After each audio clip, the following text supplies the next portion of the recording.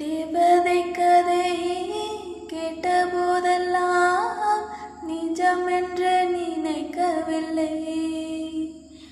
நேரில் உன்னையே பார்த்த பின்பு நான் நம்பிவிட்டேன், மறக்கவில்லை.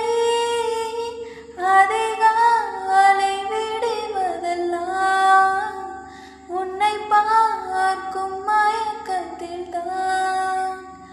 அந்தி மாலை மறைவதெல்லாம் உன்னை பார்த்த கிறக்கத்தில் தான்.